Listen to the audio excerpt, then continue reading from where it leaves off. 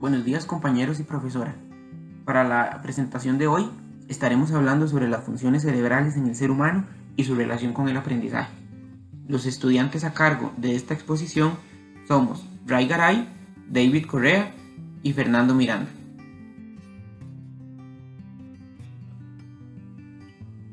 Objetivos de la investigación.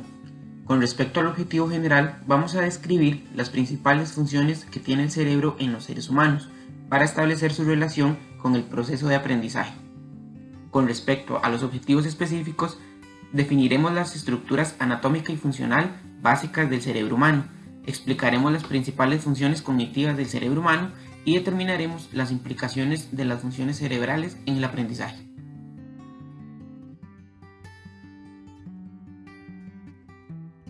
Para el entendimiento de este trabajo es importante tener en cuenta los siguientes conceptos. El encéfalo es el órgano dentro de la cabeza que controla todas las funciones del ser humano y está compuesto por tres principales partes: el cerebro, el cerebelo y el tronco encefálico. Una sinapsis es una superficie de contacto entre dos terminaciones nerviosas responsable del paso del impulso nervioso de una fibra a la otra. La función cognitiva es la habilidad de atender, aprender, organizar, recordar, analizar y emplear información. El aprendizaje es la adquisición del conocimiento de algo por medio del estudio, el ejercicio o la experiencia. Y finalmente la corteza cerebral es una capa de sustancia gris que cubre el cerebro, accidentada por cisuras y surcos y dividida en áreas enfocadas en sentidos y movimientos. El cerebro se encarga de coordinar todas las funciones vitales de nuestro cuerpo y de dar sentido a lo que ocurre.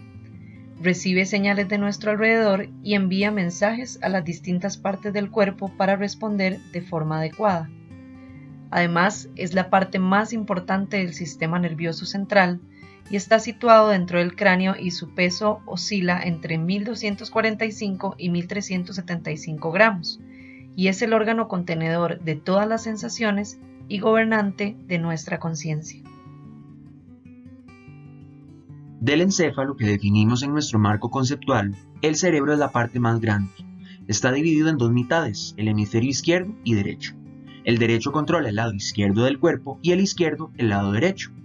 La superficie del cerebro, que definimos en el marco conceptual también como corteza, tiene surcos y divide el cerebro en cuatro principales lóbulos: el frontal, el parietal, el occipital y el temporal. Entre lóbulos y hemisferios hay transferencias de información claves que ocurren a través de sinapsis y que regulan diferentes funciones muy específicas. Más profundo en la corteza se encuentran importantes estructuras cerebrales, de las cuales hablaremos más adelante. En los últimos años se ha desarrollado más información respecto al funcionamiento del cerebro en el campo de la educación y el aprendizaje que en todo nuestro pasado. Los egipcios consideraban el cerebro como un desecho cuando preparaban los cuerpos momificados.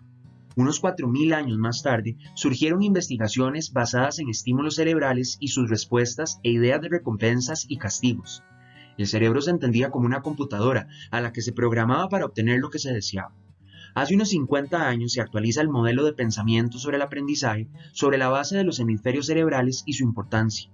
Cada hemisferio tenía, se pensaba, funciones específicas y bien localizadas: el izquierdo a cargo del pensamiento lógico y el derecho responsable de la creatividad y el arte en el ser humano.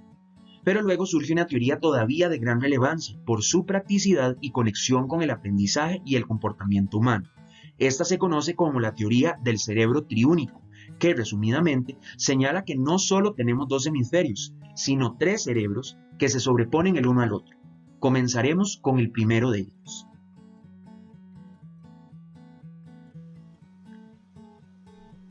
El cerebro básico o reptil es un antiguo mecanismo neuronal que ejecuta los programas básicos de la vida. Es un sustrato donde se ubican los instintos y los cambios psicológicos necesarios para asegurar la supervivencia. Las conductas del sistema reptil son difíciles de modificar, ya que son preprogramadas, inconscientes y automáticas. Son difíciles de modificar estas conductas, ya que el individuo nace con ellas.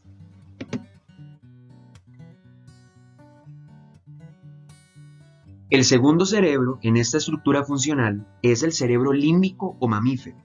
Este está asociado a la supervisión de nuestras emociones y deseos, nuestras relaciones y aprendizaje.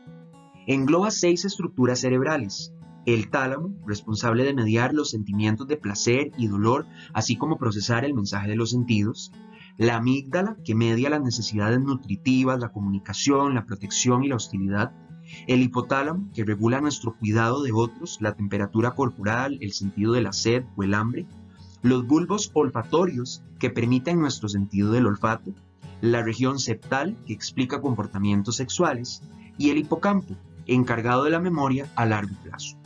En este cerebro emocional y cognitivo se encuentran 2 glándulas endocrinas de gran importancia para el ser humano: la pineal y la pituitaria, productoras de la hormona de crecimiento, la hormona estimulante de la tiroides, el cortisol, la prolactina y gonadotropinas, la hormona antidiurética, la oxitocina y la melatonina. Da un sentido emotivo a lo que percibimos del exterior a través de nuestros sentidos y filtra las sensaciones y las emociones a través de enviar la información al tercer cerebro, donde ocurren las actividades cerebrales de órdenes superiores.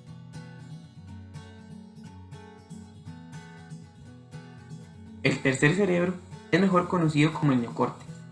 Es el más reciente en la evolución y se caracteriza por hacer aquellas cosas que solo los humanos podemos hacer.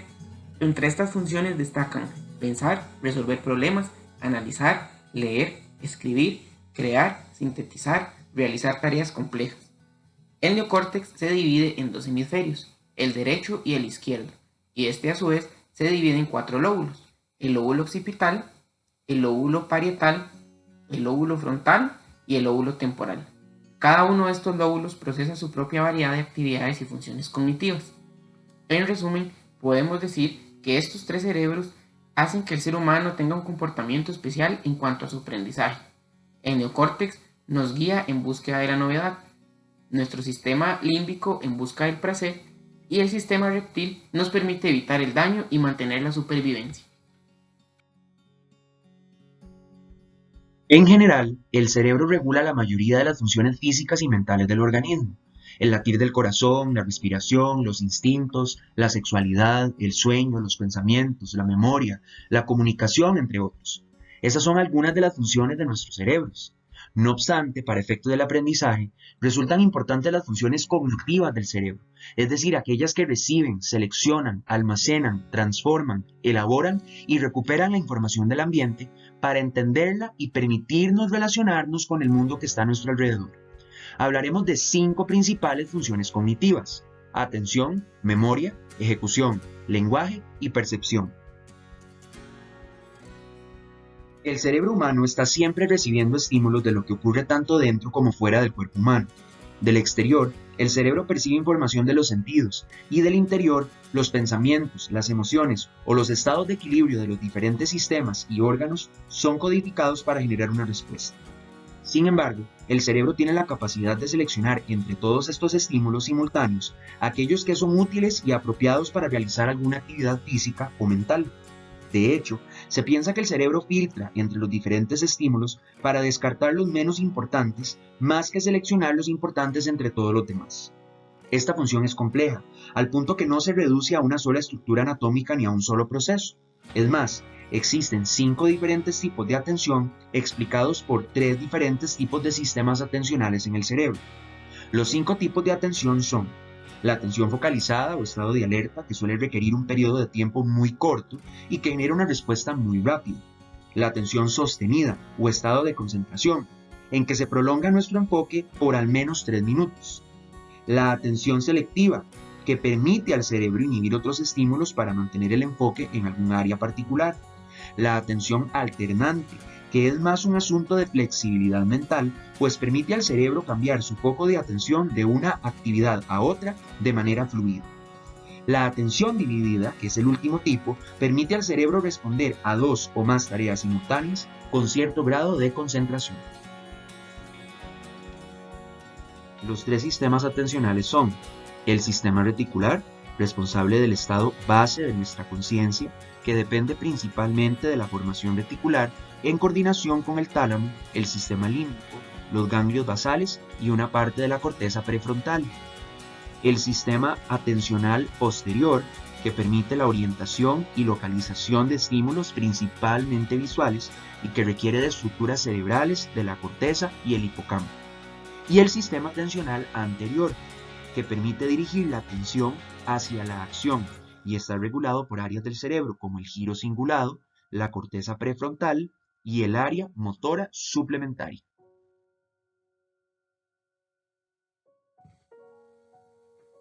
Con respecto a la función de la memoria, podemos mencionar que la memoria es un proceso muy complejo que permite la codificación, almacenamiento y recuperación de la información. Para que podamos hacer estas cosas necesitamos que el sistema atencional opere correctamente, ya que si no se presta atención a algo no podremos codificar y mucho menos almacenar y recuperar toda esa información cuando la necesitemos. Para entender un poco más la memoria, la podemos clasificar según dos criterios: el criterio temporal y los dominios sobre los que opera la memoria. Con respecto al criterio temporal, vamos a tener la memoria a corto plazo, que es un sistema de almacenamiento corto que nos permite trabajar con la información de manera inmediata, como por ejemplo cuando intentamos recordar un número de teléfono antes de apuntarlo en un papel. Con respecto a la memoria de largo plazo, podemos decir que este sistema de almacenamiento va a ir de la mano con las situaciones o información que almacenamos en la vida diaria, siempre y cuando se haga uso de la misma. Con respecto a los dominios sobre los que opera la memoria, podemos decir que este se divide en la memoria declarativa, que hace referencia a los recuerdos que podemos traer al presente de forma consciente. Entre esto destaca la memoria declarativa episódica, que es la memoria autobiográfica, que nos permite recordar cosas de nuestro pasado, como por ejemplo, dónde fuimos de vacaciones el año pasado, cuándo acabamos de estudiar o cuándo hicimos alguna actividad en específico. También la memoria declarativa semántica va a hacer referencia a lo que hemos aprendido y nuestro conocimiento general del mundo, como por ejemplo, conocer la capital de un país, saber qué es una raíz cuadrada, entre otros. La memoria no declarativa o implícita hace referencia a los recuerdos inconscientes, que son los que nos van a llegar a la mente de una forma inesperada, o bien también está asociada a las habilidades y destrezas, como por ejemplo cuando tenemos la memoria de cómo saber patinar o de cómo saber andar en bici.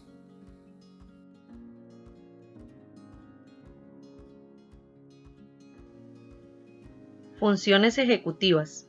Responden a situaciones inesperadas a medida que se presentan. Seleccionan alguna táctica para resolver problemas entre las distintas guardadas en su memoria a largo plazo. Ponen en marcha las tácticas, supervisan su ejecución y las cambian según las necesidades del momento. Las alteraciones de la función ejecutiva pueden no llegar a ser evidentes hasta que se requiera al individuo que utilice esta función en particular.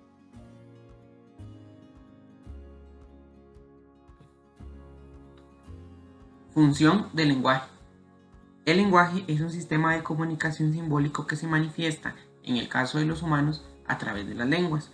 El lenguaje no es solo importante para comunicarnos con los demás, sino que también estructura nuestro pensamiento interno. En el proceso del lenguaje intervienen diferentes áreas cerebrales que actúan de modo integrado mediante diversos sistemas funcionales que involucran sobre todo al hemisferio izquierdo. Podríamos hablar de dos áreas corticales que se encargan de la expresión y recepción del lenguaje, principalmente en el hemisferio cerebral izquierdo. El área de expresión del lenguaje incluye diferentes áreas del neocórtex cerebral. En este caso tenemos el área prefrontal, donde se involucran los procesos motivacionales del lenguaje. Ahí es donde inicia la comunicación, tanto verbal como escrita.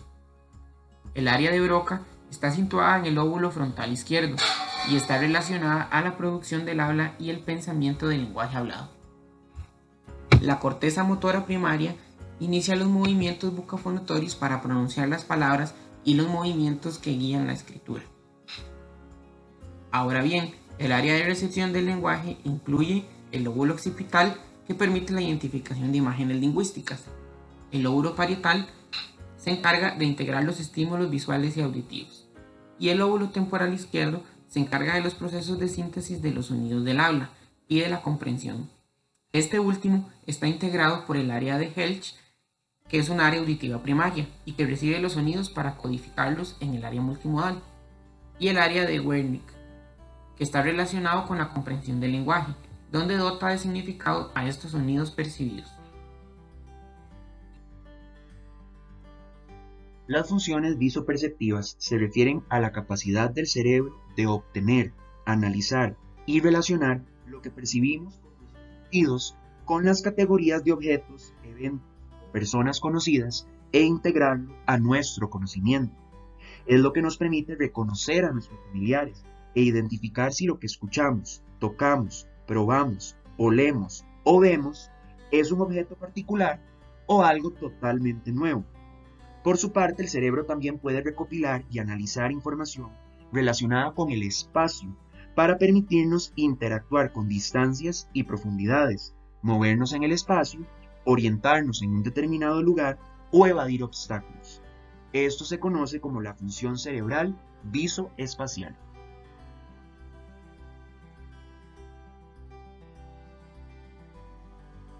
Implicaciones de las funciones cerebrales en el aprendizaje. El primer principio, el cerebro procesa la información en diferentes modos y por diferentes vías al mismo tiempo. De este modo podemos como profesores tener diferentes actividades que lleven a los estudiantes a activar estas vías, ambientando con materiales que les potencien, aunque sean los más sencillos hasta los más coloridos. El segundo principio, el cerebro es un órgano interconectado con el resto del cuerpo, de modo que se ve afectado igualmente por lo que ocurre con el resto del cuerpo. No es bueno que a nivel físico esté afectado un alumno, ya que el estrés puede traer consigo incapacidad al cuerpo y esta afecta al desempeño y el buen aprendizaje. Y si el cuerpo está mal, el cerebro igual. Fortalecer la actividad física es una buena estrategia. El tercer principio, capacidades de reconocimiento y establecimiento de patrones que ocurren en el tercer cerebro o neocorteza de manera automática con el fin de dar significado a los datos. Las estrategias promovidas en el aprendizaje traerán ventaja a este tercer principio, ya que esta región del cerebro se verá beneficiada. Y el cuarto principio, las funciones cerebrales asociadas con el segundo cerebro, el límbico o emocional. Las emociones juegan un papel muy importante. Para que el aprendizaje sea efectivo, hay que proponer y establecer un ambiente que motive a tomar riesgos, a tomar decisiones que reten al estudiante y que liberen estrés y disfruten liberando emociones. Esto también ayudará de manera psicológica. El quinto principio tiene que ver con la comprensión del procesamiento de la información pequeña a grandes. Ocurre de izquierda a derecha para aprovechar el aprendizaje. Las exposiciones, formularios, cuestionarios o trabajos de investigación en áreas de análisis, proyectos con afines de búsqueda de información y dar detalle de temas asignados beneficiarán este principio. El sexto tiene que ver con la atención o enfoque del cerebro, que se ve afectada por las fluctuaciones químicas que ocurren en el cerebro. Para este principio, son buenos los lapsos de lectura, comparar o debatir el tema en clase para que haya un enfoque claro y este periodo fortalecerá esta área. El séptimo principio, el cerebro no funciona como almacenador, sino que organiza y almacena cuando se relaciona. Este principio se aprovecha con excursiones, donde el alumno se encuentra con lugares históricos o reales donde relaciona lo visto en clase y lo asocia. Esto ayudará a entrelazar lo aprendido con el momento vivido y fortalecerá la curiosidad. Y el último principio son las funciones cerebrales se minimizan en presencia del peligro o se maximizan en circunstancias desafiantes. Los debates en clase sobre el tema ayudarán ya que trae desafío y suspenso. A partir de lo investigado en este trabajo, concluimos que el cerebro es un órgano con partes y funciones especializadas en un delicado equilibrio que trabajan como un todo. También las funciones cognitivas que ejecuta el cerebro nos permiten adaptarnos al complejo medio que nos rodea. Y por último, que la comprensión de las funciones cerebrales facultan al educador para optimizar el proceso de aprendizaje. A continuación les compartimos la lista de recursos bibliográficos que utilizamos para desarrollar esta investigación y concluimos con una frase de un autor anónimo: el cerebro combina con todo. Úsalo. Gracias.